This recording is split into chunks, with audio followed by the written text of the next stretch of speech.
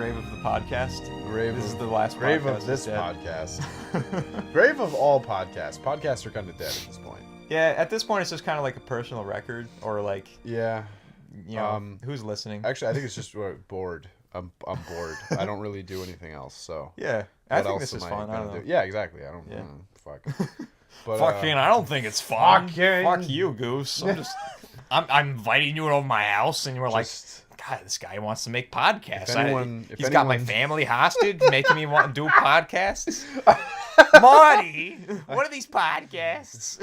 I have a bomb. It'll go off if we don't make this fucking podcast.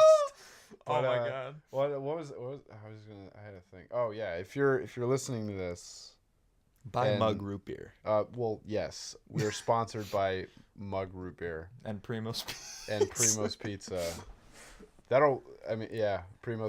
and just we're making a good 2 cents off of this advertisement. Anyway, so if you're watching Have this, some pizza. the important thing for you to realize is not that this is a podcast and not that we're idiots. But this is a journey. The important thing to realize is that whenever we're sitting down, our legs are touching.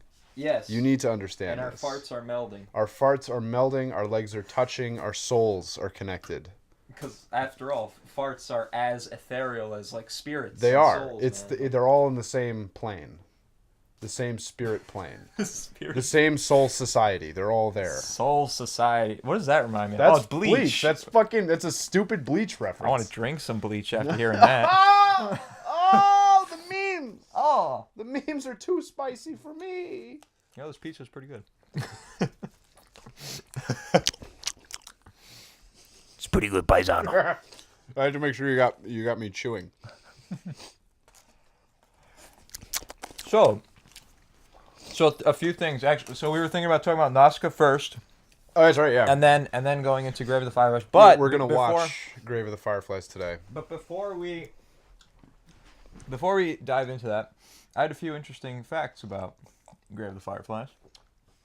And it was a double feature movie. It came with both this and My Neighbor Totoro. Are you fucking kidding me? No, not at all. And Totoro... You couldn't have two more opposite films. Yeah, right? Like, one that looks like... that. One.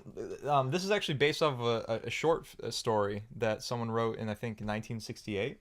Oh. And the author, which I'll find in a minute... was he actually a World War II vet? No, it was actually... I think it was a woman.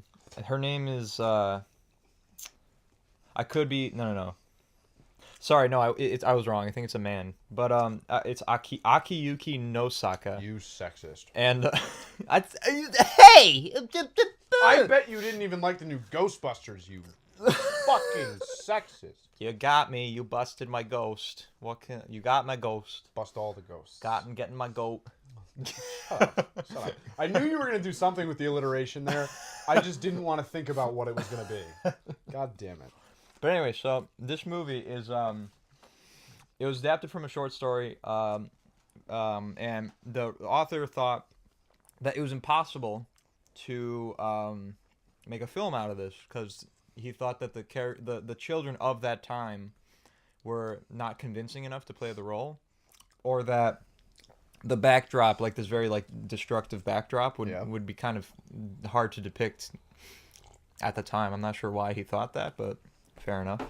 Hard to depict in animation or hard to depict in general. I'll quote what he thought. So he said that Grave of the Fireflies author Akiyuki Nausicaa said that many offers had been made to create a film version of Grave of the Fireflies.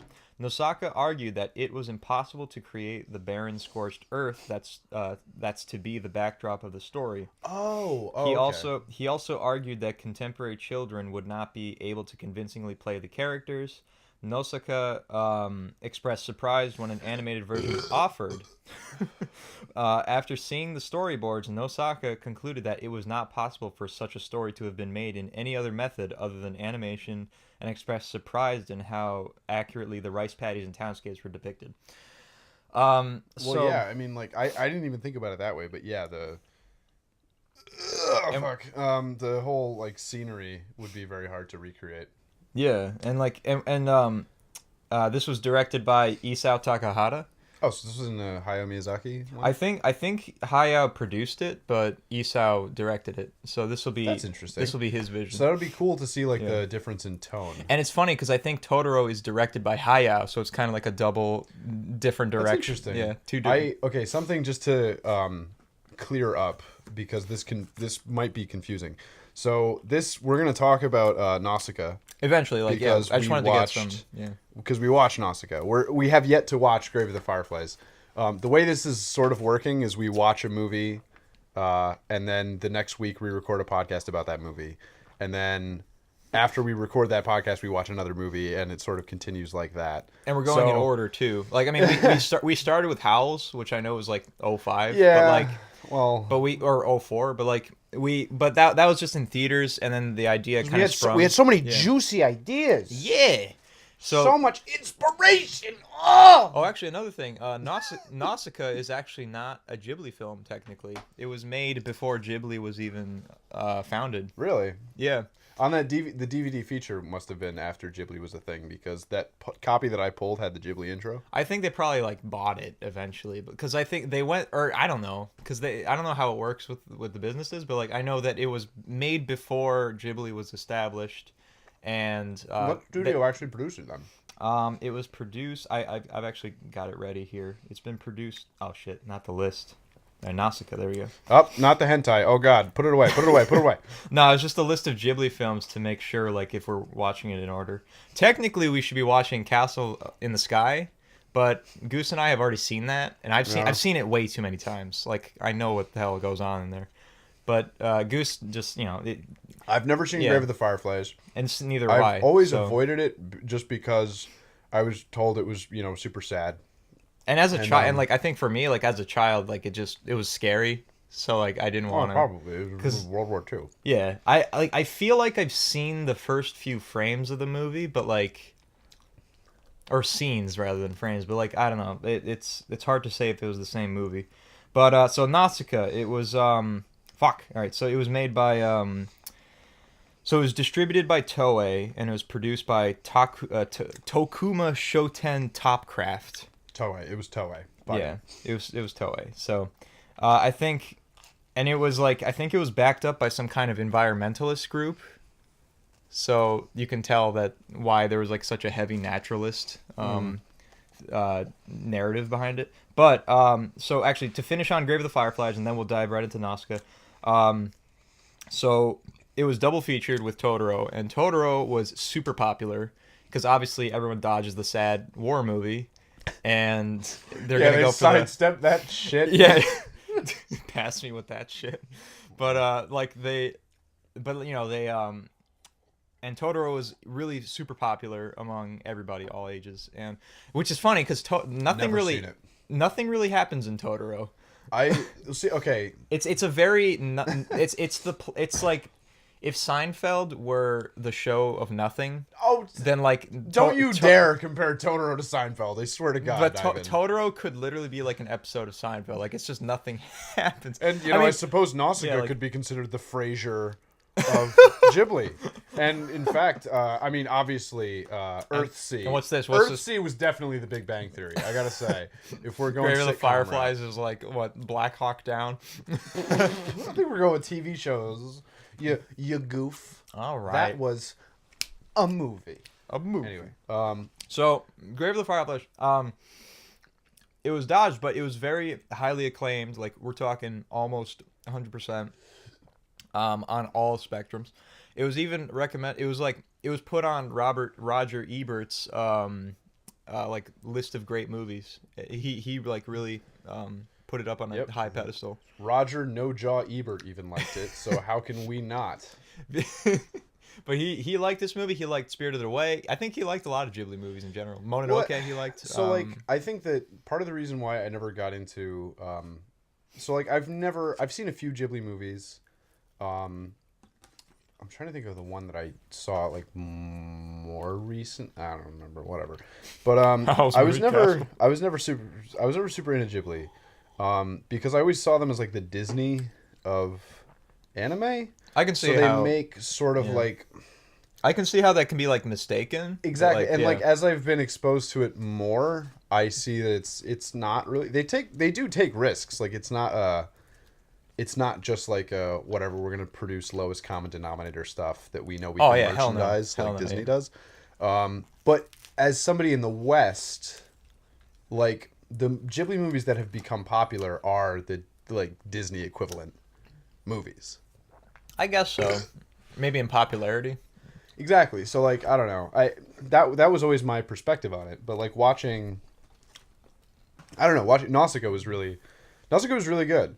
I actually don't have we're gonna talk about it probably In a second, yeah. Just one last thing, and then we'll right after this break. right after this message. Right after this message from Mug Root Beer.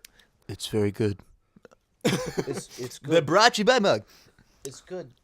You should try it. You should guzzle it. Do it for me, baby. Oh my god, stop. Make sure you swallow. Spitters or quitters. Make sure it doesn't foam up in the mouth. Swallow that foam. I ain't gonna swallow my dignity. This in a is second. definitely our gayest one. It's always gay. This So it's always gay. it's always gay. Come on, it's the answer to everything. But anyway, so for there's no way to transition. Grave of the Fireflies. All right, so the actually one thing that I thought was pretty noteworthy was I'll read this really short part in Wikipedia. Isao Takahata said that he was compelled to film the short story after seeing how the main character Seita was a unique wartime ninth grader. Takahata explained that any wartime story, whether animated or not animated, tends to be moving and tear-jerking, and that young people develop an inferiority complex where they perceive people in wartime eras as being more noble and more able than they are, and therefore the audience believes the story has nothing to do with them. And then Takahata argued that he wanted to dispel this mindset. So I don't know. There's more to the passage, but I thought that was pretty interesting. So maybe this might be kind of an atypical war movie. Well, yeah, because like, okay, so the only war movies that I've seen are all Western, Yeah. either American or English war movies, and I mean that's definitely true. The way they portray people, it's usually like there's like war movies like the archetypes are pretty interesting. The story is usually told from like a young like I don't know, doughy-eyed character who's just like coming into this and is mostly unaware. Yeah. And so the story is usually about them becoming jaded or them becoming like just growing up. It's weird. They're usually coming of age stories in one way or another.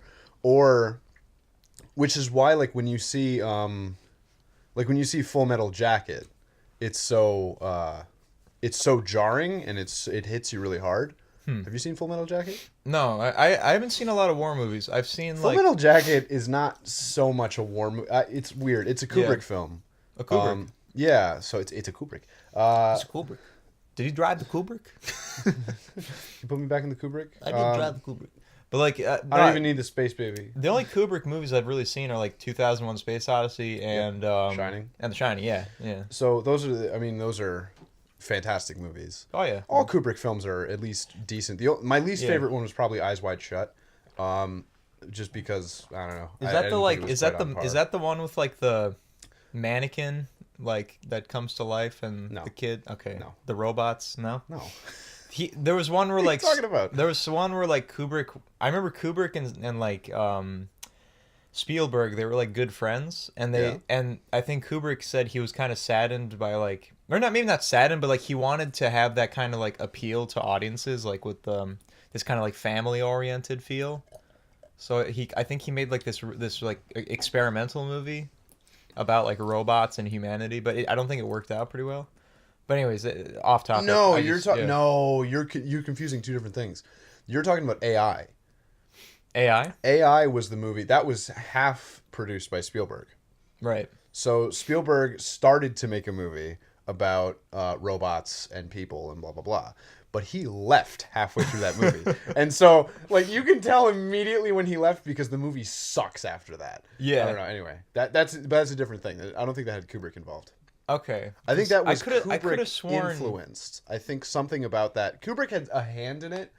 I think. I'm not a film buff, by the way, so this is me Not. talking out of my I wouldn't ass. say either. Yeah. But anyway, what the whole point of this was, Full Metal Jacket is about how military breaks people.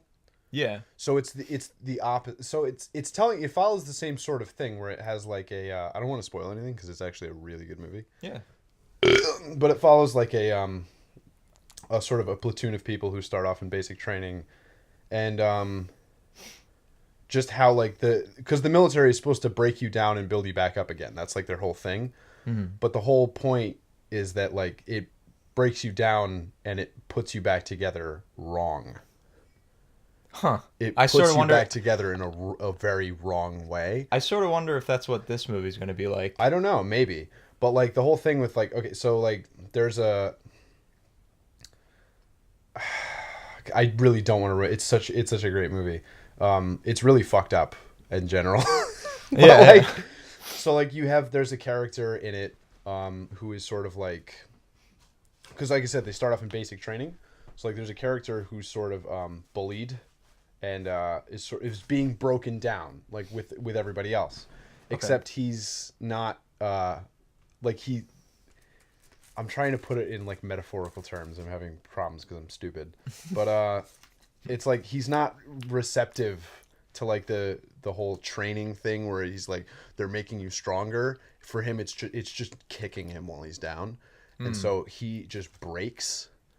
And I'm not gonna spoil the big climax thing, but then it goes to them, because like during the Vietnam War, and so like they end up in the end of the movie, like they're in Vietnam, and it just shows they're just broken individuals, and they're not. And that was I think the whole point of the movie was like military isn't for everybody. Yeah. Like that, especially like with American propaganda of like military makes you stronger. It's good. It's blah, blah, blah. Like it's like some people can take it and that's great. Yeah, it was Other kinda, people are not cut out for it. And they shouldn't be anywhere near it was kind of the clash against the propaganda. Yeah. Anyway, all right. So let's talk about Nausicaa. Oh well. God damn it, Ivan. No, sorry. Yeah, but we got the fans. The fans want to hear what we think about Nausicaa. I was just kind of interested that apparently Terry Gilliam helped out get the film. It says the film made Time Out magazines with the help from director Terry Gilliam. Which film? Top 50 animated. This one. Really? Yeah, Grave of the Fireflies. That's interesting. I love Terry Gilliam. Yeah, he's that's kind of cool. Roger Ebert and Terry Gilliam kind of have like a influence to this movie. Even like I mean they didn't produce. You know what I mean? Yeah, but like they after they helped like, it. Yeah. They helped it get big. I wanted to find that piece about the Totoro. They helped it get big. Oh. I just wanted to find that part where it said Totoro. Oh yeah. So the initial Japanese theatrical release was accompanied by Hayao Miyazaki's light-hearted My Neighbor Totoro as a double feature. The film was modestly successful at the box office. While the two films were marketed towards children and their parents, the starkly tragic nature of Grave of the Fireflies turned away most audiences. Really? However, Totoro merchandise, particularly the stuffed animals of Totoro and Cat Bus, sold extremely well after the film and made overall profits for the company to the extent that it stabilized subsequent productions of Studio Ghibli. So in a way, like Totoro fueled the company for what it is now. It's almost like Totoro was the corporate shill that allowed them to continue. That kind of makes sense because that movie is so like okay. Let me get something clear. I like the movie. It's very light. Again, like the passage says, very lighthearted and very kind of family friendly, and you like the spirits and you like the characters, but it's very like nothing happens kind of movie. It's just kind of like I feel something be happening by now. Yeah, exactly. Like I feel like it's just kind of like What's wrong with you? in the movie, it's kind of this depiction of like just family life, moving into the new place, nature, spirits, you know, kind of kids being kids. I think the whole message is just like have your neighbors help you out. Maybe like it's more metaphorical in the movie, but like literally, I think it's saying like let your neighbors help you, be independent as well, kind of. This is a weird message. All right. Yeah, it's I don't know, but like don't rely on them so heavily that you can't be independent on your own. Okay. Like you'll see it in the movie eventually, but like, but I guess it's just interesting. Like we say that it's like a corporate shill icon because it really is just like a nothing movie. Well, It's just kind of yeah. like it's kind of there to revel in the scenery or the environment, kind of like how we were talking about Howl's Moving Castle or Nausicaa. It's kind of very like, story, whatever. Just enjoy Yeah. the movie kind of thing. But I have a feeling Grave of the Fireflies. I have high expectations actually. Like I hope it like changes something because it seems kind of atypical based on what I've read. I mean, yeah. Well, Yeah. what's cool is that like it's sort of I mean, these were very much the formative years of Ghibli. And so like now they have a distinctive style and palette and things that they work within. But like when you go to like the older stuff where they really didn't have a style that people didn't have like an expectation of what a Ghibli film was. Mm. So this is a new studio. They're making stuff. They're just making stuff. This is like their Like second it's movie. cool to go Yeah. back and see like what they were without people's expectations. Yeah, right. So like I don't know. I feel like now they're definitely not trapped or pigeonholed, but it's like they have a specific thing that they do. It's a genre of at this point Ghibli movie is a genre fucking movie now. Yeah, Like yeah. it's just It's anyway. kind of its own thing. Um, the the last thing, definitely the last thing I'm gonna hold you to that. is that this is actually the music is partially no it's not actually. So Joe Hisashi has no hand in making the music in Grave of the Fireflies. It's made by Michio Mamiya.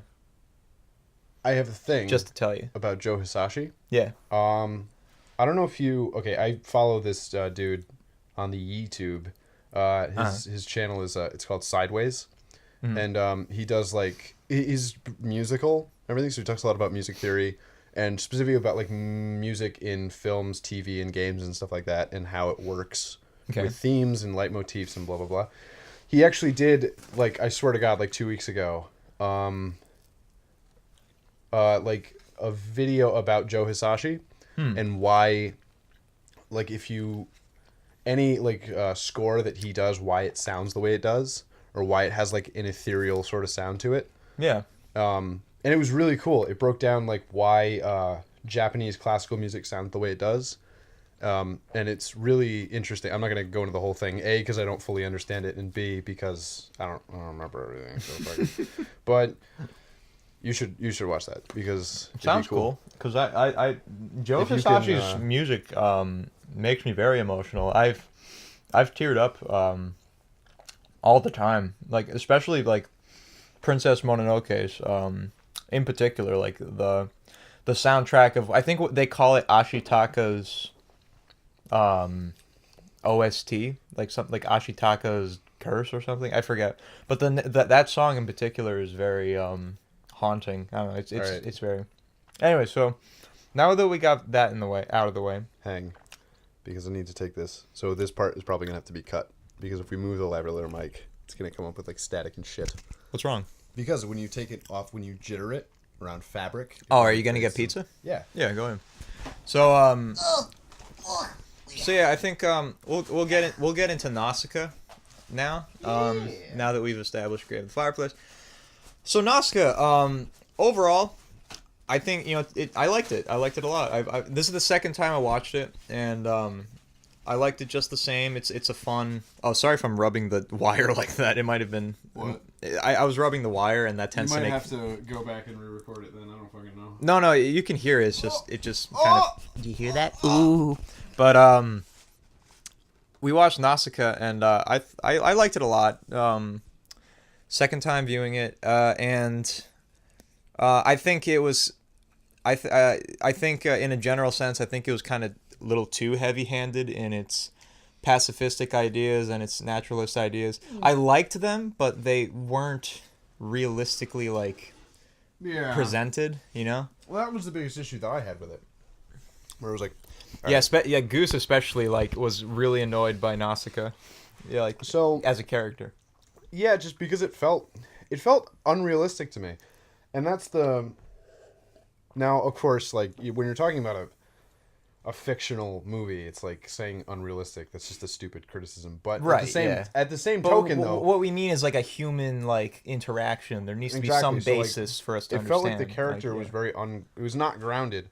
So like this whole post-apocalyptic world where things are harsh, where like, you know, I don't want to say this sounds cheesy, but life is cheap, and like just think people die, and like there's all this death and destruction and all this sort of shit. And then in the middle of it, you have Nausicaa, who is this like bright-eyed optimist and all this shit. And you can see that she like in a way it's like I would say that she's kind of a product of her village. Like they're very like Probably. because of the wind like blowing the toxins away. They're very peaceful and kind of like they stick to nature. They know the mistakes of man, so they stick to nature. It clashes though when you have like, okay, so in the movie there's this sort of powerful scene where she's hiding an ohm, like a baby ohm.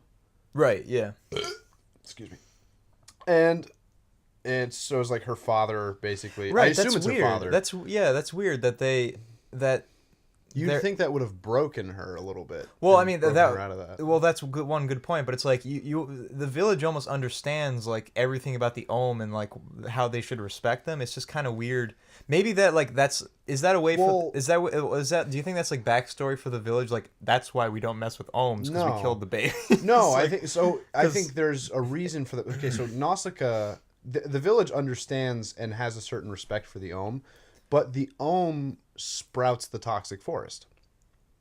The spores from the Ohm are what create the toxic forest and blah blah blah, that whole thing. I thought it was like the groundwater was dirty, blah blah blah. Yeah. But as far as they know, the toxic forest follows the Ohm. So like when the Ohm died, I thought that they said in the beginning of the movie that like man did something crazy, like by spreading their pollution or whatever, and then that affected the forests, and the Ohm are just.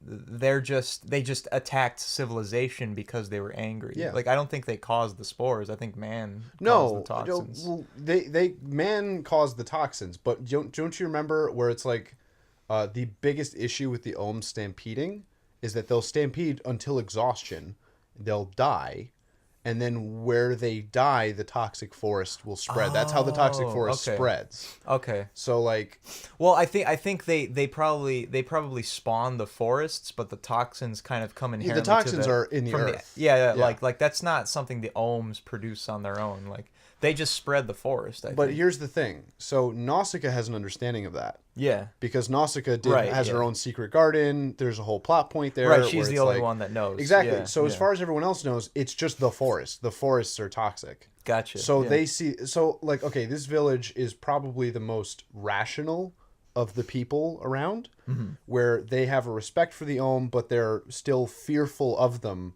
Because not only can they just completely annihilate shit, but they can also spread the toxic forest. So that's why I think that's what it was. But the thing that surprised me, the thing that they didn't really, I don't know, her character just felt odd to me because it's like this harsh world, and especially when you look at her father. Yeah. Her father was you didn't get to see him all that much because he dies really early on. Yeah, Spoiler. old man McGee like takes down 3 soldiers. I know, Yeah, like... fucking old man got balls of brass. But anyway, aside from that, it's like you don't ever meet her mom. They don't ever talk about her mom. Yeah. So I was kind of wondering, like, where does she get this side from? I don't know. Like, that was something I was wondering. I won't say it was a flaw in the movie. It's just like I was kind of wondering. Maybe it's like why she's like this. Maybe she's like she's the adventurous one. She's the one that goes out to the forest. Well, yeah, so like that's why she has an appreciation for nature. It's because she's like sort of explores and whatever. She herself sees the beauty in it. Yeah, but like her compassionate nature tends to be destructive too. Like, well, no, but it has to come from somewhere. Like that's the thing that I was most curious about, because like when you see the scene of like, you know, them taking the Ohm from her as a kid, she was trying to save it, like you see that, and that's usually a part of the backstory of a character who's had that optimism crushed, you know, and now they're jaded, and now they're another cog in the machine of whatever, blah blah blah, typical archetype. But it's odd because like you see that there's almost an indomitable spirit of like childhood innocence, of like this wonderment and respect and compassion for other things, and it's just like I was wondering like where, because it seems like she's the only one who has it, really. I'm sure the other children have something like it, but she's the only adult who has it. Yeah. And so how did it start? How did it, like, who taught her to act like that, or how did her character form into that, or whatever? Yeah, I think her drive is kind of weak. Like, let me put it this way. Literally, it's strong because it motivates her. But what I mean is like where it comes from. It has a.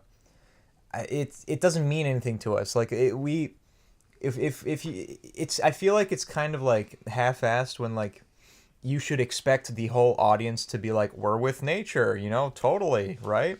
Hate man, dude. It's like, oh, okay. But it's Wow. like that, but it's like, Hater. yeah, it's, I didn't mean it like that, but, but what I mean is like, I think, I think, I think to come to that general consensus where it's just like, well, people are gonna agree in the first place. You don't really need to give her motivation. People are always for nature, anyways. Even if what they do doesn't align with what they think, but like, but uh, but I think it would harmonize a little better if it came from like a place of I don't know, relation, or like or something that we could compromise with, maybe with even our own lives, like I because then it would ground her as a human being rather than this like saint who's like always good and Exactly. like, yeah, And like, so that's now this bridges into, because what I was saying before, it's not an issue that I have with the movie. It's more No, of a yeah. curiosity. This is an issue that I have with the movie now. Is so she has the opportunity to kill the head of the Tolmekians. the fucking Tolmekians. So she has the opportunity to let her die, and she won't do it. She saves her from the ship. Don't you remember when they went down? Yeah. And she had like, she offered her right, and then even then, she's still like, "Hey, guess what? I'm still a bitch because you saving me doesn't make me not a bitch." And it's like, this is a life lesson. Take the lesson, please. Yeah, like I think like ah. I feel like I see what they were trying to do. Like what they're trying to do is like they're trying to say that change can be evoked from anybody, even those who are evil. Yeah. And like, also that change takes time. yeah, it does take time. You're not going to change everybody in the blink of an eye. But I think the answer that you saving them is going to change their mind. I think that's the flaw. It's not about, because I think it's about when your interests kind of meet. Like what can you? I think Nausicaa doesn't have anything to like. Like she doesn't have any common ground to meet with this woman, that general of the Tolmekians, like, Yeah. she, or whoever she is, the queen. They have no like the queen has nothing to like. She has nothing to like kneel down to, I guess. Like what is she willing to hear from Nausicaa that's worth her time? She's like a totalitarian, like authoritarian Yeah. queen who just wants to take over and have her kingdom survive because they're in a desperate, toxic situation. Yes. So what is this girl? What is it that Nausicaa could say that is both like significant and like I guess emphatic? Like what could Nausicaa say that could possibly like overturn the desperation of this queen? So it's like there's nothing significant she can say other than just being nice, and being nice isn't going to. Not gonna get you shit. It's not going to butter her up, is what I'm trying to say. Yeah. Like what's going to change her is if you show her something that's worthwhile, I guess. And I know that sounds very like, Well, that's the. I know that sounds very like kind of business like and Well, yeah, but that's and how kind of you heartless. That's but how like, you deal with people. but though. yeah, you I think what I mean is like Nausicaa should have shown her compassion at like in a more logical sense. Like you shouldn't just be compassionate yeah. for everyone. Yeah, like you need It's to. like it's ridiculous. Otherwise, it's meaningless, right? Like someone can be compassionate, but what does it mean if there's nothing to back it up? You know, like all you have to. Like, what is it that like? I think if Nausicaa outright told the queen about how the spores functioned, or like how she can save her kingdom or something, like I don't think that would mean something. I don't think it would have stopped the queen, to be honest. The queen was very set. So like, they do have times where they try to explain what's going on, not to the Tolmekians, to the other ones. Who the fuck are the other ones? Oh, there was like another city. There was like another. there was like a town. Pugite was the city. Pegite. So the Pegians. The pigeons. The Pedgians. That's a weird word, I guess. The Pedgians. The Pegines. The Pendulums. The pendulums. The pendulums. They try to explain it to them. They don't say shit. I think the film was trying to like depict that people are very irrational and kind of fearful when things are approached. Well, okay, so that's realistic. Yeah, but that's the thing. It's like I feel like there's the unrealistic nature of Nausicaa's character being compassionate for everybody and blah blah blah. I think her refusal to acknowledge that some people need to just die. Some people need to die, man. Or rather her refusal to understand that people are motivated by more things than just the compassion of nature. Like there are things that I feel like Nausicaa is trying too hard to get everybody to align to her line of thought, rather than... Yeah. Do you know what the other thing that kind of was weird? What? Do you remember... Okay, so when they're taken prisoner by the Pegites, whatever the fuck their name is. Yeah. Do you notice that, like, all the women get together and they're like, nah, bro, we got you. And, like, they, like, substitute her and they sneak her out and blah, blah, blah. Yeah. It's like, that's weird. Well, it's just like the whole scene was weird. Well, yeah, like first of all, why were the women in the bilge of the ship? I think they were like they were in like a basement with like cartons and shit, like with crates. Yeah, like, what the fuck is this? They were mostly women, but I think they were just like the whole village in general was like in this cargo all women spot. all women and children. I'm pretty sure I saw some like men villagers in there too. Well, then they were the cucks. Yeah, they got cucked No, out. But what I mean is like the whole point is just like there's this whole warship. And they want to save their town, and they're like, and yet somehow they're following all the orders of this like one dude and his guards, like Nausicaa meets this boy who is this pretty little boy. Like what does he do? Like He's like I don't know if he's like the son of the head of the town, but like he's the prince, isn't he? I don't know. Like, wasn't okay? Because his sister died in the beginning. Right. Yeah. That was the girl that Nausicaa tried to save. Yeah. That was the princess. I'm actually kind of. I thought it. Yeah. No, you're right. They're both insignificant, to be honest, because they play almost no role. I noticed that like he wasn't really hung up that much about it. Like he's just like, yes, she's dead. She's dead. And then they kind of moved on. I guess I have no more masturbatory material. Yeah. That's unfortunate. Like, it's kind of weird how they didn't flesh out his character there, but I guess he wasn't really that important. But the whole point is that, like, he's trying to save his village from the Ohm, and he wants to destroy the Tolmekians because they killed his sister and are doing terrible things. He obviously wants to destroy the Ohm and the Tolmekians. And then he has this head of the village who's like, yeah, let's, fuck the Ohm. and he gets the whole village on this plane. And then Nausicaa goes in the back, and all the villagers are like, you know what? That guy's wrong. Like, just, we'll let you out, Nausicaa. And it's just like, why would they just, one, submit to this one guy's authority, and two, why would he not like talk to the whole? Why would he not talk to the village and like come to like an agreement? Like, yeah, let's not do this thing. That like threw me for a loop. And this was like, okay, if you look at the practicality of the characters, right? So you see that like the prince, whatever, the girl's brother from the beginning, her brother. The whole point of his character, right, is that like when he attacks the Tolmekian ships. And holy shit, does he attack Holy them. shit! Like that guy is like a fucking like an X-wing fighter from Star Wars. Like what the fuck is that? He's in this like little like pea shooter plane. I know. And it's just like and he takes down like Single-handedly like fucking eliminates the goddamn Death Star. yeah, It's yeah, like, like, what is this? Yeah, like 5 of these fucking warships. I love like how it's like the whole... bullets were like tearing. Like it's not even subtle. Like they weren't just like bam, bam, bam, bam, bam, bam. Like we shouldn't make our ships out of cardboard. Yeah. Damn it.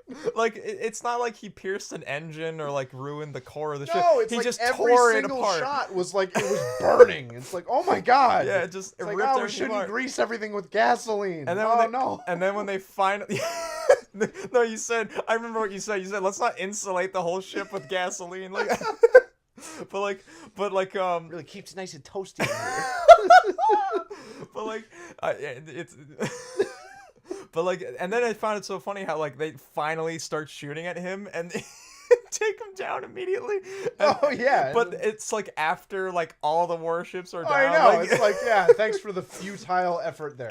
But, okay, but anyway, like the whole point of his character, right, is to so he crashes, Nausicaa saves him. Or does he save Nausicaa? I think Oh, it doesn't she give him yeah. she No, gives him her mask or something like that, right? So what Or happened? So what happened was like, I don't remember the scene entirely, but I do remember she's falling in this like sand pit, and like he tries to crawl out to save her, and then he falls in it too, and then they arrive in that underground. Like, yeah, with the water and yeah. everything. But anyway, so like the whole point of his character is that he's there to bear witness to the fact that like, oh hey, yo, water is clean here. Yeah, he's And it's like the dirty yeah. water that's making it poisonous. Like he's the Like, he's this he's the like reveler. He's the guy that like, you know, he's not Nausicaa where he's compassionate, but like he's coming to understand. Exactly. Yeah, like, and so I figured when that happened, I'm like, oh, okay, I understand. I get the through line now. So he's going to go to his people, convince them that, hey, yo, the forest ain't that bad, homie. We don't got to burn it. And then, like... cool it on the gasoline. And then Nausicaa and this, like, the Pegite people would then unite to fight against the Tolmekians. Those fucking Tolmekians. Those fucking dirty Tolmekians. I love. There's this. Sorry, just tangent, but like, there's this one guy in Nausicaa's village who's like has a Oh, yeah. Brooklyn He has accent. a Brooklyn accent for no fucking reason. Or at least we think he's Brooklyn, but he's just like Oh, the way he Doves. the way he, Doves. Oh.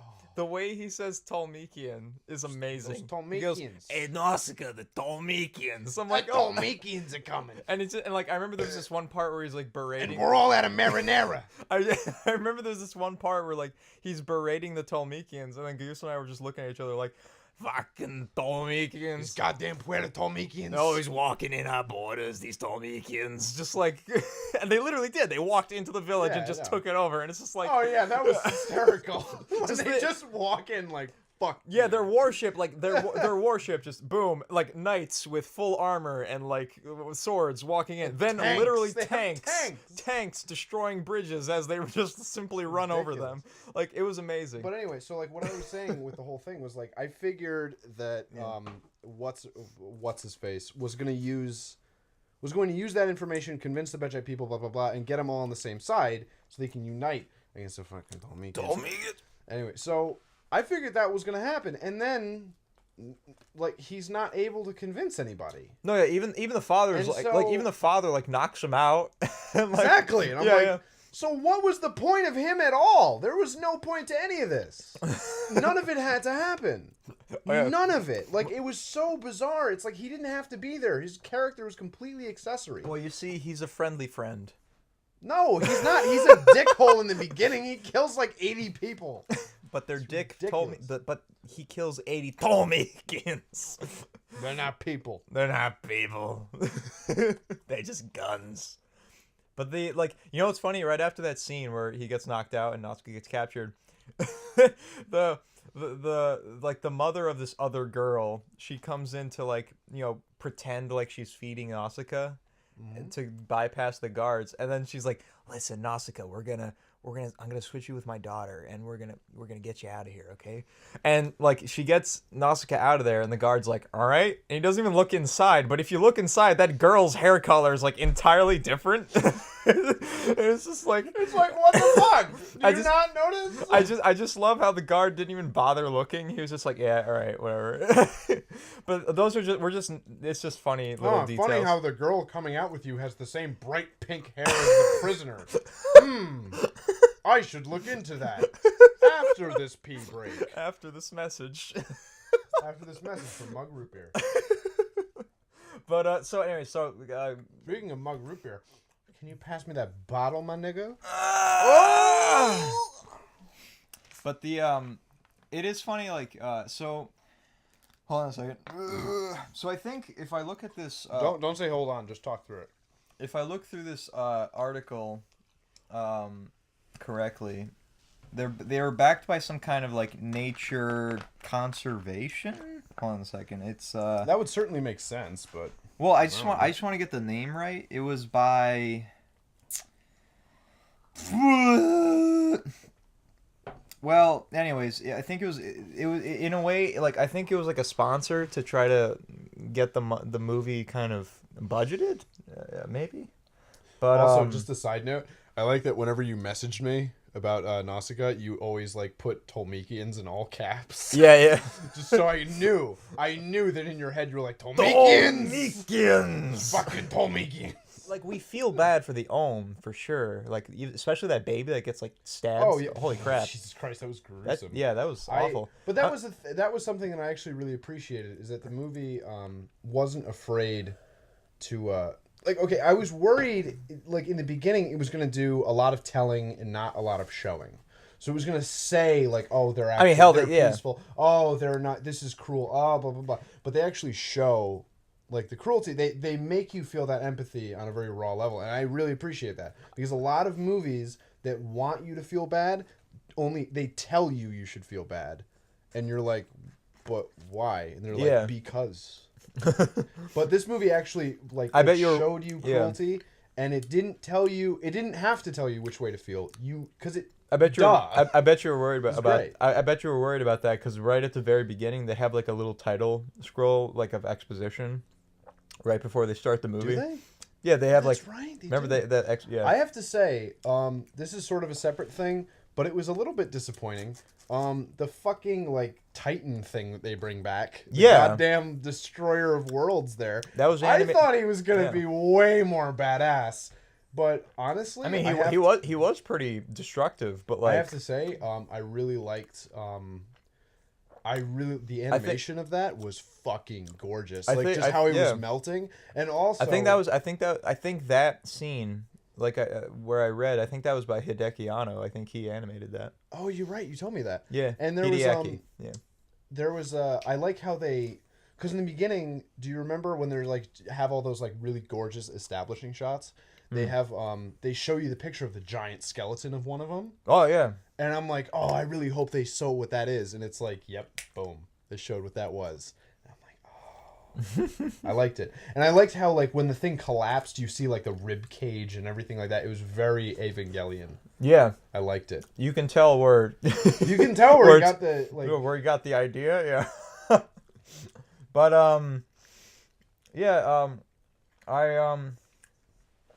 I guess, what are some other characters? Like, I mean, I'm trying to... I think we kind of set our piece on it.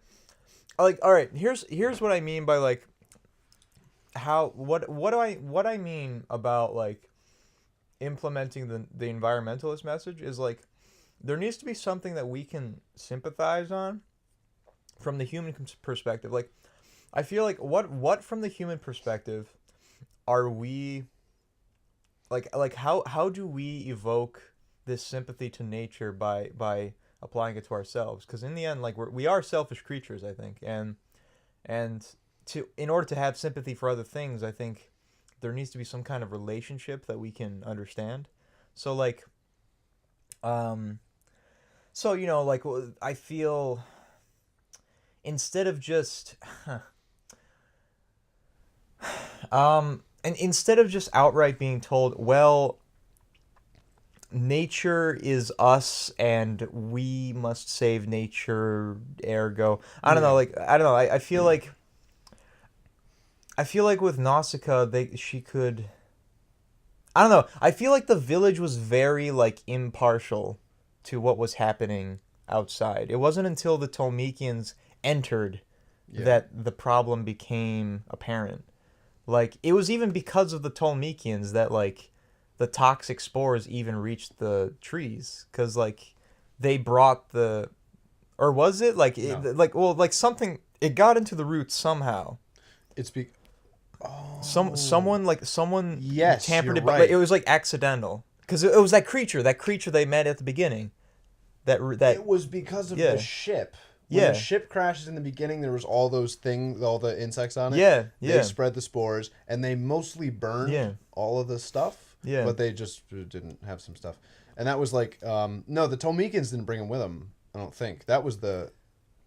Was that the Tolmekians or the That was Pedrites? it That was the Pedrite ship. no no no that no no no crashed. no no no no. It was a Tolmekian warship that had a Pedrite prisoner. It crashed because of the creatures. Oh! Okay. And then the other Tolmekians were like, "All right, where's our boys?" And they were like, "Well, they died." And it's like, "Well, fuck." It's like, Well, I guess we gotta annex your whole shit.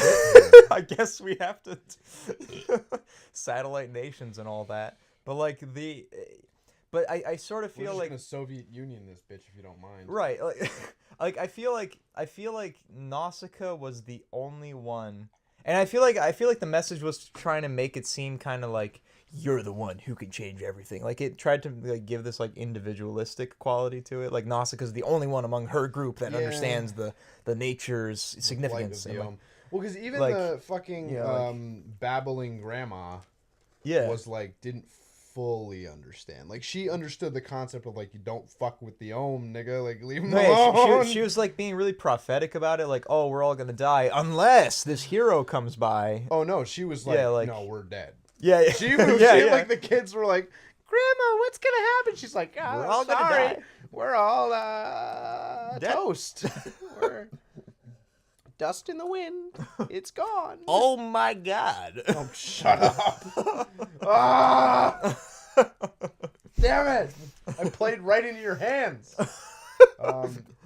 Fucking Tolmekians. Fucking Tolmekians.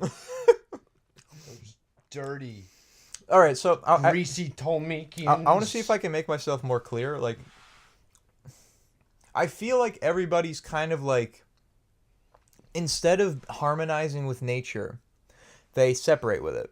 And the village kind of relies on this wind in order to survive. Yeah, and I think And then, that... and then the only time they're ever concerned for the Ohm is when they're being fucking attacked and totally annihilated. And Well, I think that... it's like, and it's like, I feel like there's no, I don't know. And then it's like to say that that's man's fault. I mean, really, it's like, I don't know. Well, I don't know. Like I guess like it's taking into account a person. It's like there's a past circumstance that happened that we aren't really fully aware of. Somehow humans tampered with some kind well, of that's not really science. important. It's not important, I guess, but it does make. I don't know. It seems. I feel like it was heavily too much critical of the human,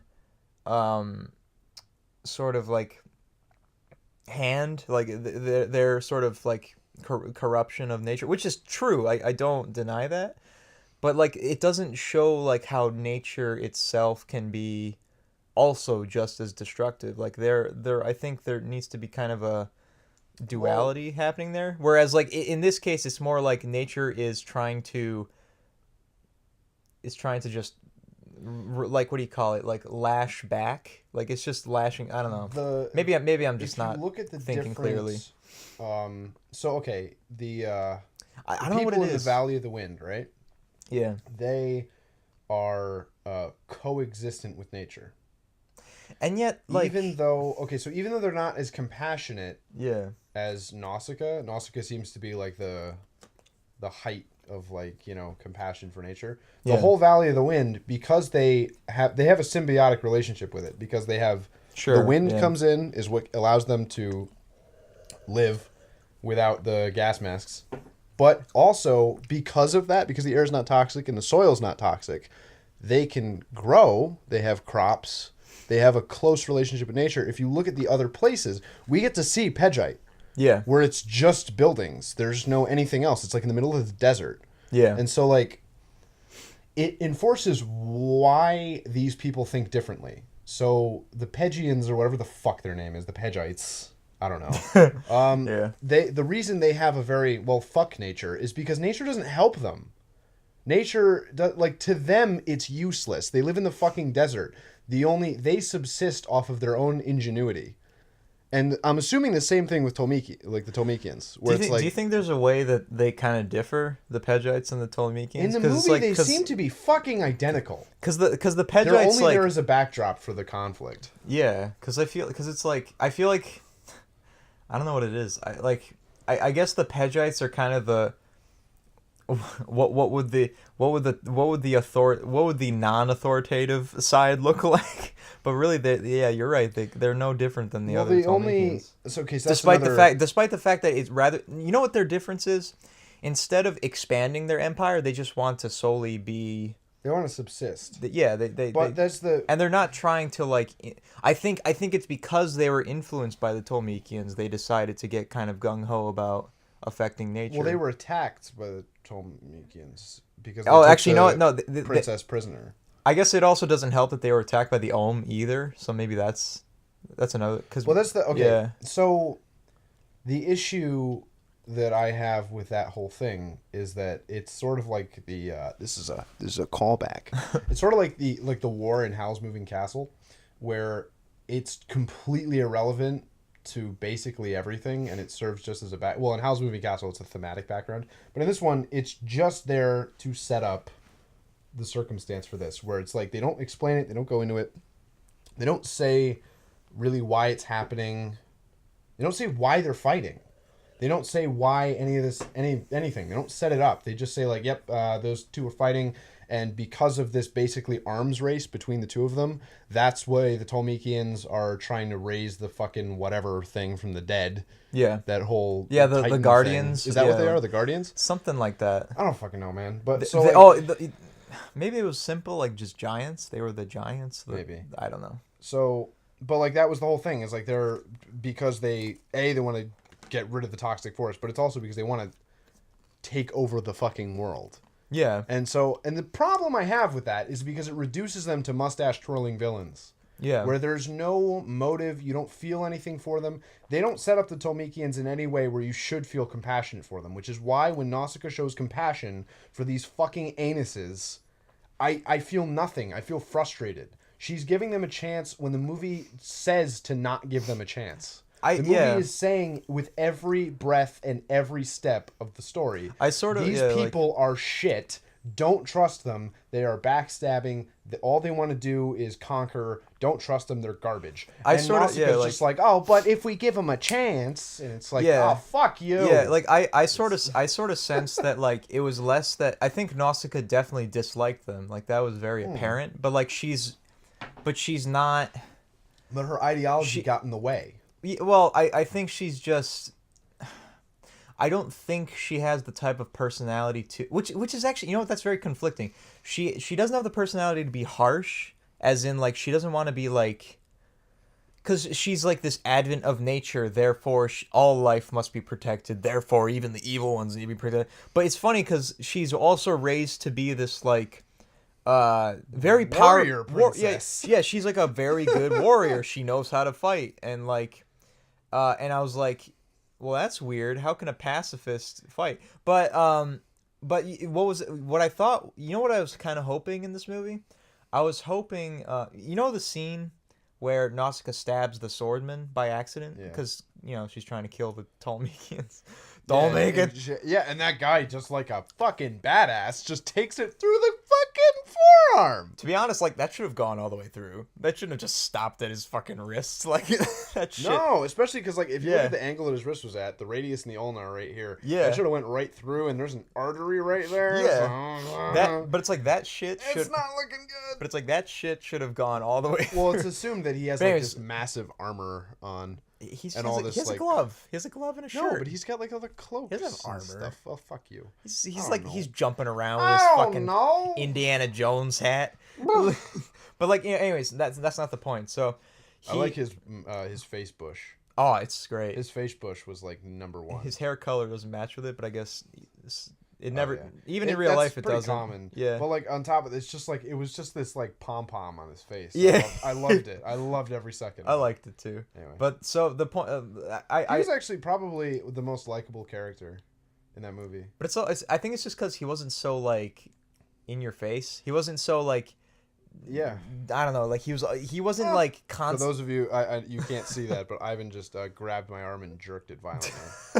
But like he wasn't constantly like harping on about something. Like he what was cool about his character was he knew what he believed in. He knew how to act upon it, but he didn't let that. And he wasn't overzealous in any ideology. Yeah, but so, like, he didn't let that like cloud his judgment.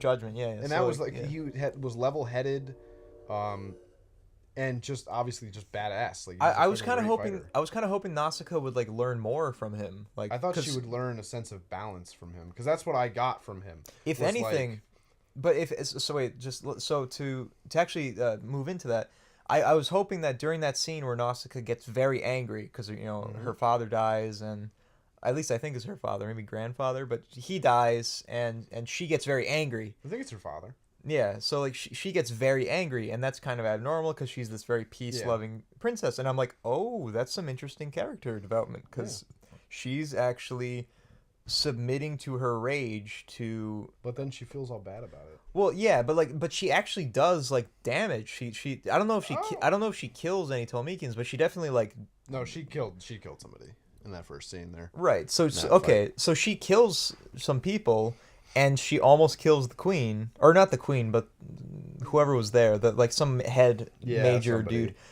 And the swordman stops her, and then she becomes very like regretted. She regrets it because all of a sudden she sees his blood dripping on her weapon, and it's like that's kind of like a lesson about revenge, where it's like it goes too far and exactly. But I just think and I was like I was hoping that maybe that might like flesh out the pacifist idea, like you can still have it, but you definitely you need to balance it out.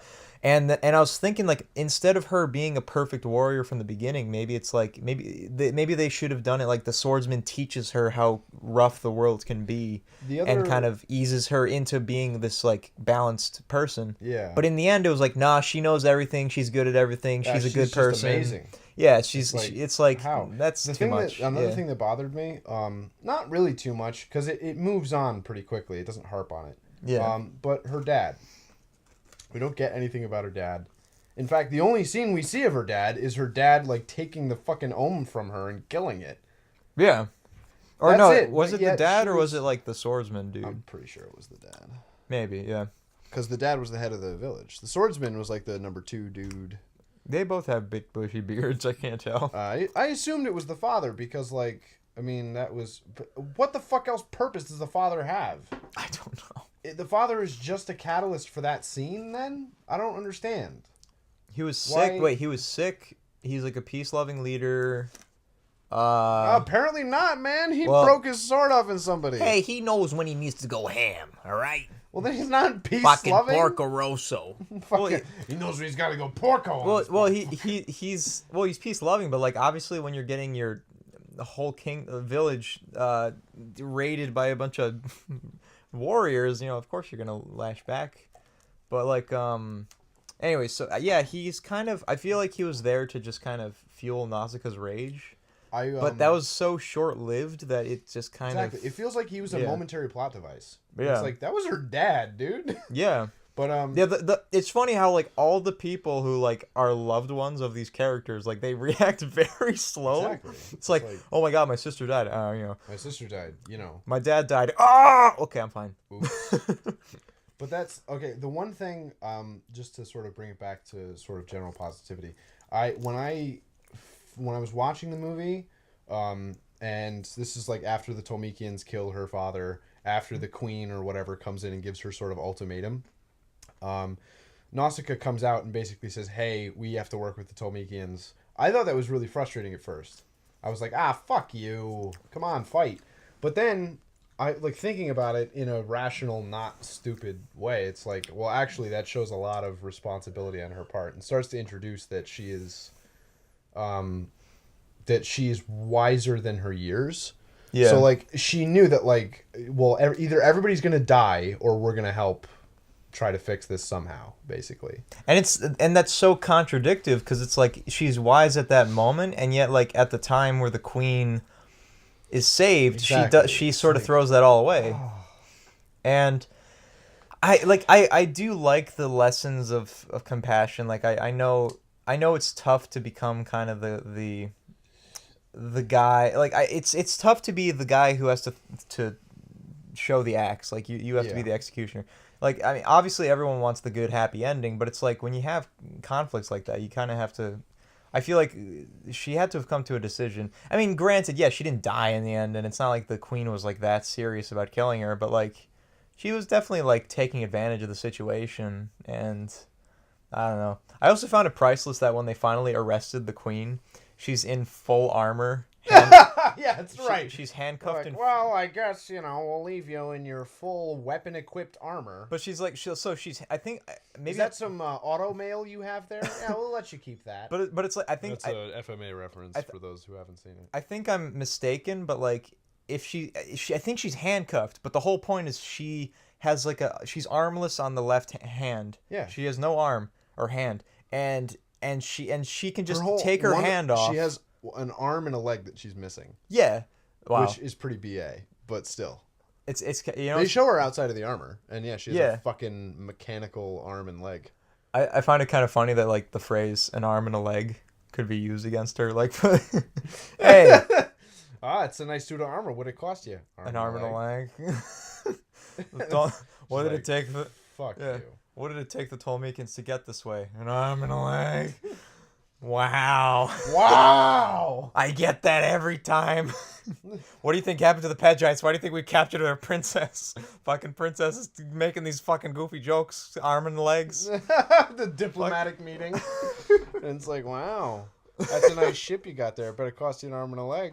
And then the Tolmekians like, all right, that's enough. You know No more meetings. We're taking your princess. We're gonna bomb you. We're just gonna go ahead and Germany you, if that's all right. But so it's interesting how she's handcuffed, I think, and then she just disarms her arm, gets like this. Oh yeah, bitch just takes her hand off. And she's like, oh, boop. And then she just like cuts it off. And then what does she She have? has a boot knife. Yeah, she has a boot knife. It starts it's like cutting her. Oh, that's some Joker shit. What the fuck? Starts like cutting her bandages or something, and then she just leaves. And it's just like, wow, full armor, full weaponry. You just guys like thought this through. Why didn't you just fucking take her robo arm and robo leg off and leave her as like a nugget? That's what you should have done. Just leave her as a little, waddle. She can squirm. That's it. maybe it's like a heavily like attuned like prosthetic. Like maybe it's like in her body. Like it's like who knows. Well, I mean, granted, just pop her hand off. That's her hand. Maybe not her arm though. Maybe I don't know. Who fucking? But why didn't they just kill her? They had her in prison. They're peace-loving villagers. Peace-loving villagers. But like, so I wanted to go back to the nature thing because I feel like I don't know. I feel like I didn't express that very well. But I don't know what it was. There's something that like felt very, like, yes, you are totally right. They are definitely attuned to nature in that village, but there's just something like so like off. Like, I don't know, like I feel like they're so outside of the conflict for people who are like so like, okay, I think I know what I'm talking about here. This movie is so vehement, like this movie is so vehemently about like fighting for nature, fighting the fight, making sure that we don't, overstep the boundaries. But it seems like so. I feel like all the conflict that happened has just been kind of like fear mongering from the Ohms, like, oh my god, we're all gonna die, and we can just kind of only hope that Nausicaa does something about it. And even when Nausicaa does something, she gets run over by those fucking Ohm, and then it's just by chance that the Ohm are just like, wow, we just ran over a girl, like we just killed her. Let's just touch her. Let's just touch her with our gold. The baby was like, yo, this bitch was pretty cool. She helped me. And then they're just like, all right, gold tentacles. Fuck. Yeah, and We got to get our ramen noodles out. we gotta ramen this up, but like We got to udon this bitch real quick. Hang on. udon a minute. They It's just, just like they just like tickle her with the thing. She's like, stop it. That was the thing. The first time they show that, we're like, Yeah. don't do that. I didn't even realize that's what you're doing. How did you memorize that? Are you kidding me? Oh my god, that's weird. Anyway, but the first time they show the Ohms noodles, it's like it's with Nausicaa. She just like lets them like it's just some weird like tent rape scene. Yeah. Just go on and not care. And it's like, how was she not like brush it out of her face? Well, the second time she was unconscious, but the first time, yeah. Like, the first time she's like, yes, pick my nose with your noodles. just don't go into my like, oh, it's just so terrible. I guess my main problem. weird. I guess my main problem was like a lot of the fighting. I feel like was mostly just bickering among the human beings and less about like doing anything for nature. Oh yeah, well that was I the don't other know. thing. It's like you never actually got to see Like when they finally discovered how to help the nature, like I get the idea that people aren't going to listen and it's going to be difficult to get your monologue out like most anime. Yeah. But I just feel I don't know. I guess you do see those connections with Nausicaa. Like she's very attuned to these animals. She knows how to speak to them. You can see that she herself is doing something about it. But I don't know.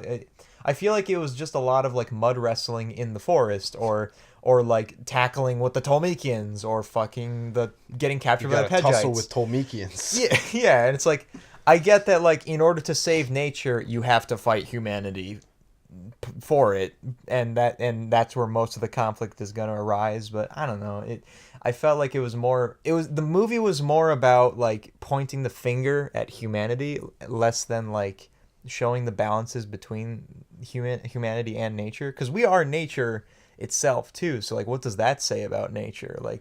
Well, no, we're not we're nature. spawn We're outside of nature. we're kind of spawns of nature ourselves. Like, Yeah, but we're so far away from that. I guess, But like, well, no, because here's the but thing. we're a like, product of it, at We're not least. controlled by nature anymore. I guess not, but like we still are kind of a product of it. Yeah, We're, sort of. aren't we like an In the same way that we're like, Wonder Bread is a product Yeah. of nature, I guess.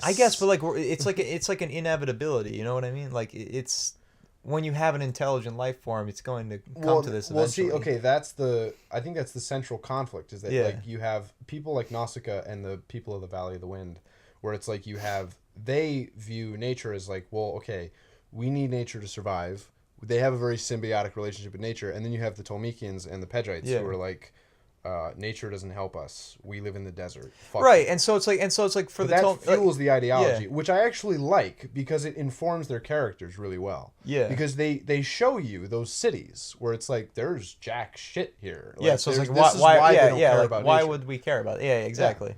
But like for the Tolmekians, it's kind of interesting. I guess my point is like, well, the Tolmekians got by. If they're so outside of nature, why should they help nature? I guess. You Yeah, know? because So it's the thing. It's like, that's- what did nature ever do for me? It's Yeah, like, exactly. it's So- that attitude. Of So, like, yeah, I know. So it's like, but it's like they have these great warships. Hell, like they'll be escaping space at this point Yeah. with their kind of technology. Are you So it's kidding me, like- dude? Those yeah. fucking things are made of like paper mache. They ain't getting it away from anything. But like, Oh my God. But I guess it's like I understand from the village's Shoot a spitball at that thing and it'll blow up. like I understand from the village's perspective how nature is important for them and how they need to keep that equilibrium Yeah. intact.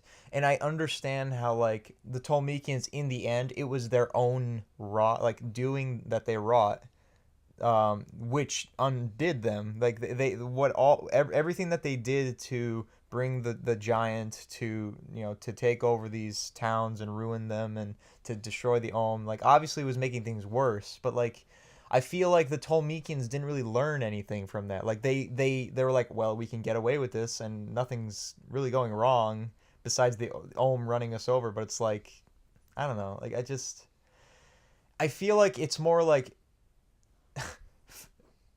I feel like I don't know, I guess it's like the Tolmekians have nothing to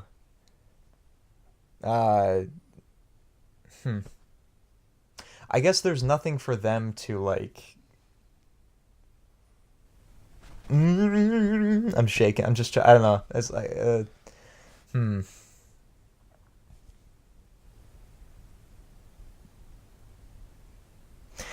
It. I think I've said it before. I just think like the Tolmekians have gotten through their way of life. Clearly, like they are advanced, and they are still advanced even in this like awful circumstance, and it's like with these villages existing. I don't know. It's just like I feel like they're so disconnected by nature. It's because of that disconnection that it's like we're Yeah. not taking them into account. We're just sort of brushing them to the side and like, oh yeah, you guys are just assholes who don't care about nature. But it's like, well, they got a They side got to it. I don't know, shafted. like, yeah, I feel like, That's the thing. Well, and that's it's the like, thing. yeah, I don't know. They don't bring I up don't how know. the Valley of the Wind is incredibly lucky. Yeah, And like, it's like the reason that they have the luxury to be able to be compassionate. These other places, the reason why they're so warlike and the reason why and maybe they're maybe so yeah, violent is because look at where they live. This is like yeah, whenever there's an argument about like I'm gonna sort of divert this a little bit, but like whenever there's an argument about like some civilization or whatever in the real world, and they're like, they were barbarians, whatever. It's like, yeah, but look at the environment they were in. Like, I'm a firm believer that people are products of their environment. And obviously, there are bad eggs everywhere. There's exceptions to that rule. But in general, it's like if you see a people who are barbaric in nature or whatever, it's like the odds are it's like the environment they're in only allows for that. yeah, You need that to survive. Now, there are examples where it's persisted longer than it needs to. There are examples where, like, it's excessive, obviously. But, yeah, like, the reason why that idea prevails is because the environment selects for it. So, like, if you look at Tolmec, maybe that's their city. I don't know. I don't remember. If you look at where they were and the type of environment that they live in, well, of course they're warlike. Of course they're going to conquer things because they don't have any resources. The only resources they have probably come from places they conquer. And the only resources they're able to create for themselves are probably man-made. And so, of course, they have advanced technology. And, of course, because of that, that technological machine is what produces war machines and things like this. It only fuels it. So it's this vicious cycle. And it's like, is it really their fault? Not really. They're a product of where they were. Does it make them justified? Of course not. But you need that to understand. And I think the movie does a decent job of portraying it that way, where it's like, yeah, they're assholes, but look where they live, though. Like, yeah. shit, man, you I, wouldn't be I too guess like nice if you had I to guess I deal could with spin that. like I understand the setting of the world in Nausicaa is like it's all wrought by humans excessive pollution and like and Yeah, their over and indulgence in like crazy nuclear, not even nuclear, just like this very they've indulged too much in this like powerful artificial force and it ruins nature as a result. But I think but I think like even in nature itself, there are still very vicious environments that and nature doesn't that yeah, and that people still exist in. see like And so it's like that people still exist in. So it's like even if we were to change artificially what is in nature, it seems like nature is capable of adapting to whatever the circumstance is. So like I unless also unless we literally blow up the planet, like unless we press the I don't reboot know. button on this bitch. Like I'm not saying I'm advocating for polluting the entire planet. That's not what I'm saying. But I'm just saying that like it looks like nature has ways of combating it all the time, and it finds ways to either become resistant or immune to these changes. My other So it seems like, and it's like George Carlin said too. It's like uh, we're not going to save the planet. The planet's been going around for billions of years. It's gone through destructive shit much more powerful than we have. Like yeah. volcanoes and earthquakes and fucking hurricanes, tornadoes, and tsunamis and all sorts of poisonous and arsenic lakes and shit. And it's like, the world has gone through far more dreadful circumstances, and Yeah. look at life right now. It's like, and Well, that's the I and I think feel that like that's what it didn't cut deep into. That like maybe maybe even artificial um, interference can be a type of natural change. Like, I don't know. The thing that I think you're right, because it's just that's part of the idea of looking at humans as separate from nature. But I think probably the thing that it bothers me when I see, because I'm not an environmentalist. I don't think we should pollute the planet. No, yeah, But I that's also not what I'm don't- saying. I don't think Yeah. that I'm not like That's not what I'm I'm saying not at all. Miyazaki Yeah, or Nausicaa. yeah. So like when I see that, to me it seems odd because it's applying morality to nature. It's applying morality, a human concept, to something that is completely foreign to that. Yeah. So there is no morality in nature. There is just survival of the fittest. And that's not... People will use that as a way to justify arbitrary destruction of nature. So don't think I'm on that side of it.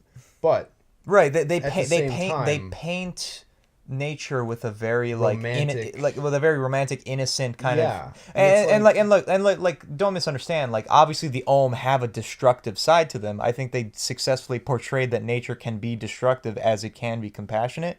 But I think they brushed too much with the very innocent vibe that nature is Yeah. like this very, we gotta. It's like a victim. Like, nature's the victim. it's and no. It's like, if nature any, is like, yeah. independent. Nature is not a... Yeah.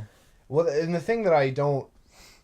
Because I agree with most of the things the movie says. I think Yeah. I disagree a little bit with the tone of it, where it's like... Yes. You have this yeah. idea that the Ohm are... Well, the Ohm just enforce how things should be. And it's like, well, no. Now it feels If like we're they're being animals- policed by nature. Exactly. Well, it's like if they're animals, no, they're fighting for their survival, and they will Yeah. kill anyone that gets in their way, because that's how nature is. yeah. Nature doesn't work with flowery metaphorical language. It doesn't communicate. No, yeah, like like that. the only Ohm- thing yeah. nature knows is extinction and survival. That's it. Those Yeah, are like the two things. like the Ohm don't have this prophetic deity, higher understanding. Yeah, it's not or like balance or sense of whatever. Yeah, no, like, it's all they know is that they're being attacked. They need to kill you because you're attacking them. Yeah, and that here's the thing. There is a... I don't think that that's necessarily bad for the film. No, yeah. Or bad in general. That's how nature is, and there is a beauty to that. And I think that, like, the film isn't too... I mean, it's definitely a theme of the movie, but it's not that big a thing, because the humans in the movie are being shitty.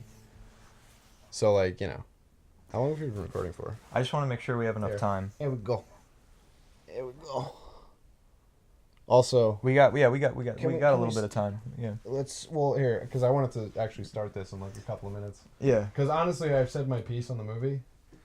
Because like that's really most of my issues with the movie are pretty minimal in general, and my praises of the movie I feel like I've already gone over. Yeah. But Anyway, so yeah, let's. I like the movie a lot. I think it was a little forced with the nature message. I don't think it's wrong. I like it. Don't get me wrong. I'm always for nature. I don't, and it's not like I'm actively saying like pollute nature with your own accord, but I'm just saying like give nature some credit and like Don't treat don't it like a victim. It will like prevail no matter what. yeah, like basically. it has. I think we have a far lesser effect than we think we do. I mean, obviously there are things like global warming and things to take into account, but I don't know. Like, I just think there are so many outlying like effects on this planet. There's so many different things happening. Whether it's being affected by volcanoes or CO2, CO2 emissions, or like glacial melting, or like it's all a very complex system, and I think we share a very small part of that, and I think we tend to we overstate our influence over it. And in two ways. One, that we have to be these very responsible arbiters because we are the most because successful. fragile nature, we can Yeah, yeah. destroy it if we want. It's like, So yeah, and it kind of gives us yes this. and no. Yeah. We can negatively influence it, but Yeah, yeah. ultimately it'll But end it's only negative because it's negative to us, not.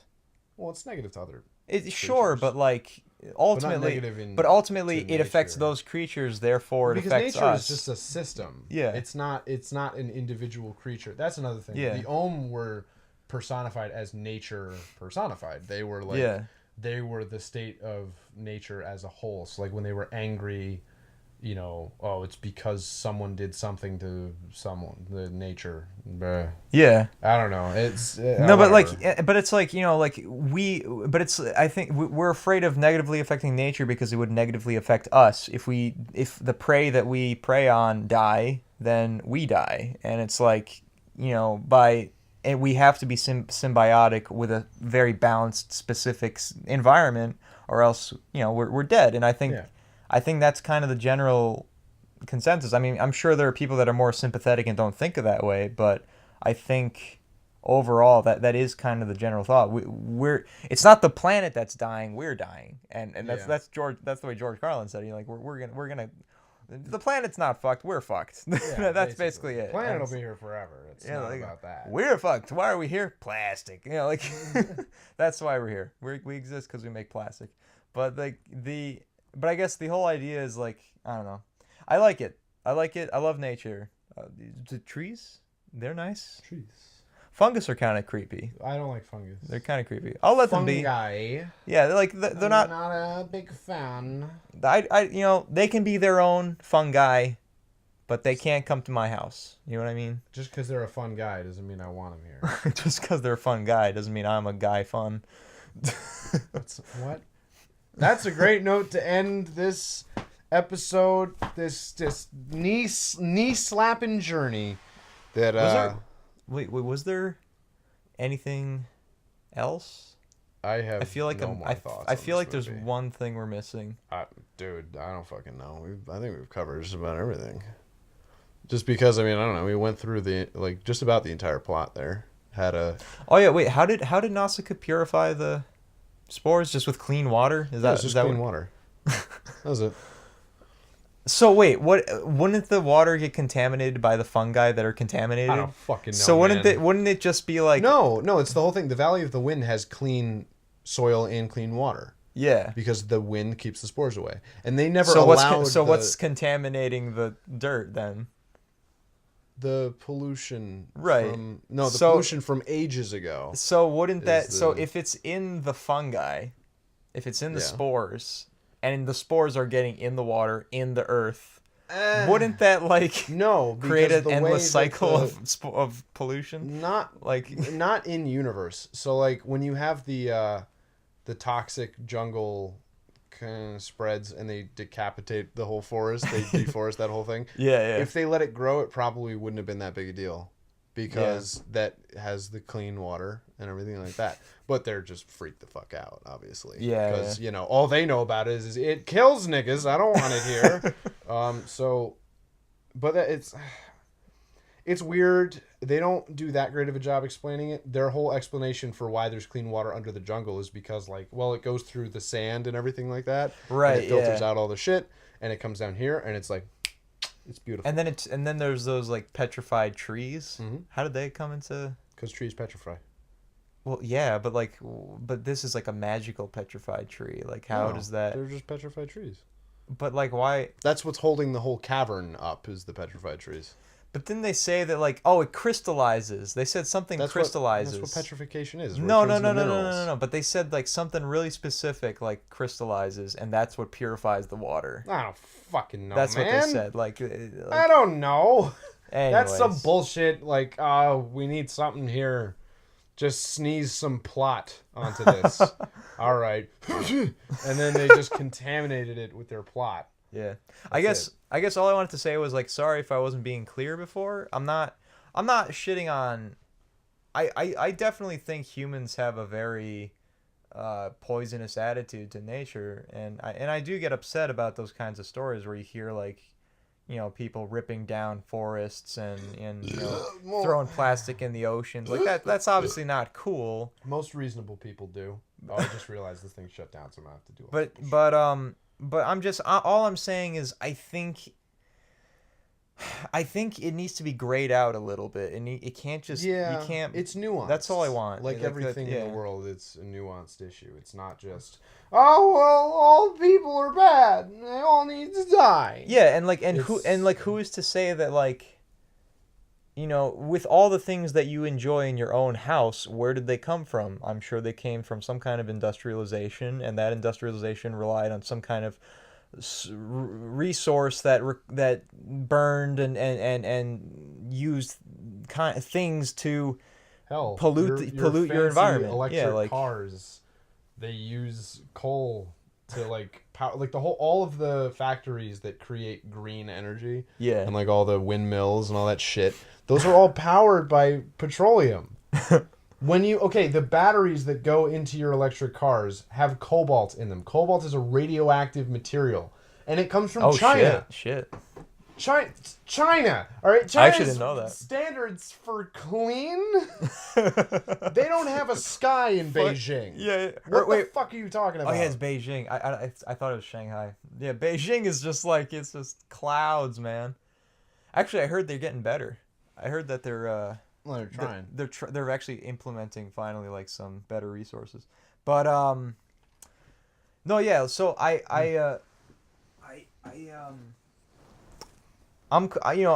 always for it. I just want a grade out. I wish the movie was more reasonable, but I kind of wish they went to a more because we were just saying Ghibli's kind of an explorative studio. And it would have been cool if they explored this in uncomfortable areas where they took very mainstream notions and they just kind of what? Pause? Why? Oh shit! It was upside down. I thought you were playing porn and you were Christ! You got scared. No. All right. No, but God, it's the last time I'll ever try to mouth something to you ever again. So Pause it. What? Keep talking? Okay. Well, don't interrupt me when I'm talking. I was trying to be subtle. I was trying to not ruin the recording. Unlike this movie. No, I'm just kidding. No, but I wish it's an explorative studio, and I wish that they took a mainstream concept and kind of broke it down into more uncomfortable ideas and were to show concepts that maybe we never considered about nature and people. I mean, I feel like we've beaten the shit out of people when it came to concepts, but as for nature, I feel like I feel like nature's given a lot of credit, a lot of leeway, and it deserves it. We wouldn't be here without it. But I'm just saying, it would be kind of cool if we saw a more cruel side to nature as well as a compassionate side that clashed with one another, and that kind of made us confused. What do I think now? Yeah, Yeah, it's always such a clear. Because here it's fucking Tolmekians. That we just made a meme out of that on our own. Yeah. Fucking Tolmekians. Fucking Tolmekians. The Tolmekians are bad, and Nausicaa's good. It's that's not how you do it. I don't know. That's a very lazy moral. Yeah. But yeah. Anyway, so that's it for me. I don't know. I'm totally good. We're gonna watch Grave of the Fireflies. Fireflies. God. And we're gonna cry like bitches. So. And then after that, we're watching Totoro and laughing our asses off in happiness. I'll probably be a little cringe at that bath. No, I'll scene, cry. I'll cry too. At that bath scene where. They're just family. They're just each other's wieners in a tub. It's just one wiener. It's just my wet wiener. Don't worry about it. It's a Japanese culture. They have unisex baths. Give them a break. They shower with each other's wieners. They wiener I with bet each they other's shower showers. with Tolmekians. Those bastards. Those bastards. We'll see you later. If you're Tolmekian, get the fuck out of here. I don't want you. I don't want your family. I don't want your bullshit. It's because of you guys that the Ohm ran over my house. Because of you guys. 9/11. 9/11, the Ohm apocalypse. 9/11 was an inside joke. I'm not one of these people who's worried about everything. You got people like this around you. Country's full of them now. People walking around all day long, every minute of the day, worried about everything. Worried about the air, worried about the water, worried about the soil. Worried about insecticides, pesticides, food additives, carcinogens. Worried about radon gas, worried about asbestos. Worried about saving endangered species. Let me tell you about endangered species, all right? Saving endangered species is just one more arrogant attempt by humans to control nature. It's arrogant meddling. It's what got us in trouble in the first place. Doesn't anybody understand that? Interfering with nature. Over 90%, way over 90% of all the species that have ever lived on this planet, are gone. They're extinct. We didn't kill them all. They just disappeared. That's what nature does. They disappear these days at the rate of 25 a day. And I mean regardless of our behavior. Irrespective of how we act on this planet, 25 species that were here today will be gone tomorrow. Let them go gracefully. Leave nature alone. Haven't we done enough? We're so self-important. So self-important. Everybody's going to save something now. Save the trees, save the bees, save the whales, save those snails. And the greatest arrogance of all, save the planet. What? Are these fucking people kidding me?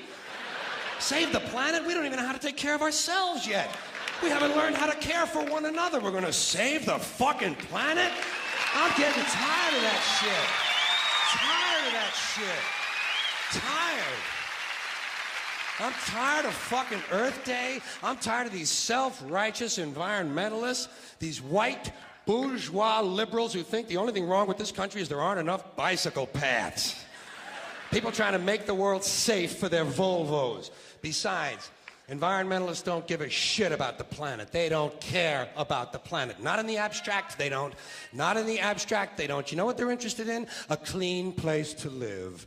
Their own habitat. They're worried that someday in the future they might be personally inconvenienced. Narrow, unenlightened self-interest doesn't impress me. Besides, there is nothing wrong with the planet.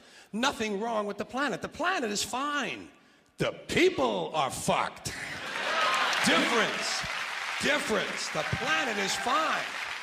Compared to the people, the planet is doing great. It's been here 4.5 billion years. Did you ever think about the arithmetic? Planet has been here 4.5 billion years. We've been here, what, 100,000? Maybe 200,000? And we've only been engaged in heavy industry for a little over 200 years. 200 years versus 4.5 billion. And we have the conceit to think that somehow we're a threat? That somehow we're going to put in jeopardy this beautiful little blue-green ball that's just a-floating around the sun? The planet has been through a lot worse than us. Been through all kinds of things worse than us.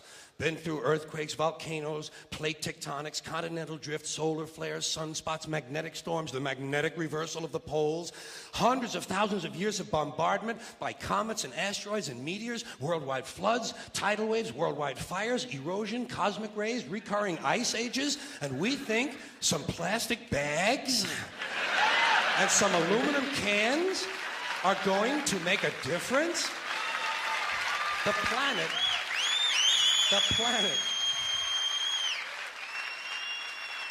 planet isn't going anywhere. We are. We're going away. Pack your shit, folks. We're going away. And we won't leave much of a trace either. Thank God for that. Maybe a little styrofoam. Maybe. Little styrofoam. Planet will be here and we'll be long gone. Just another failed mutation. Just another closed-end biological mistake. An evolutionary cul-de-sac. The planet will shake us off like a bad case of fleas. A surface nuisance. You want to know how the planet's doing? Ask those people at Pompeii who are frozen into position from volcanic ash how the planet's doing. Want to know if the planet's all right? Ask those people in Mexico City or Armenia or 100 other places buried under thousands of tons of earthquake rubble if they feel like a threat to the planet this week. How about those people in Kilauea, Hawaii, who build their homes right next to an active volcano and then wonder why they have lava in the living room. The planet will be here for a long, long, long time after we're gone, and it will heal itself, it will cleanse itself, because that's what it does. It's a self-correcting system. The air and the water will recover, the earth will be renewed, and if it's true that plastic is not degradable, well, the planet will simply incorporate plastic into a new paradigm, the earth plus plastic. The earth doesn't share our prejudice towards plastic. Plastic came out of the earth. The earth probably sees plastic as just another one of its children. Could be the only reason the earth allowed us to be spawned from it in the first place. It wanted plastic for itself. Didn't know how to make it. Needed us. Could be the answer to our age-old philosophical question, why are we here? Plastic. Assholes. So, the plastic is here, our job is done, we can be phased out now, and I think that's really started already, don't you? I mean, to be fair, the planet probably sees us as a mild threat, something to be dealt with, and I'm sure the planet will defend itself in the manner of a large organism, like a beehive or an ant colony can muster a defense. I'm sure the planet will think of something. What would you do if you were the planet trying to defend against this pesky, troublesome species? Let's see, what might... viruses. Viruses might be good. They seem vulnerable to viruses. And viruses are tricky, always mutating and forming new strains whenever a vaccine is developed. Perhaps this first virus could be one that compromises the immune system of these creatures. Perhaps a human immunodeficiency virus, making them vulnerable to all sorts of other diseases and infections that might come along. And maybe it could be spread sexually, making them a little reluctant to engage in the act of reproduction. Well, that's a poetic note. And it's a start. And I can dream, can't I? See, I don't worry about the little things. Bees, trees, whales, snails. I think we're part of a greater wisdom than we will ever understand. A higher order. Call it what you want. Know what I call it? The big electron. The big electron. Whoa. Whoa.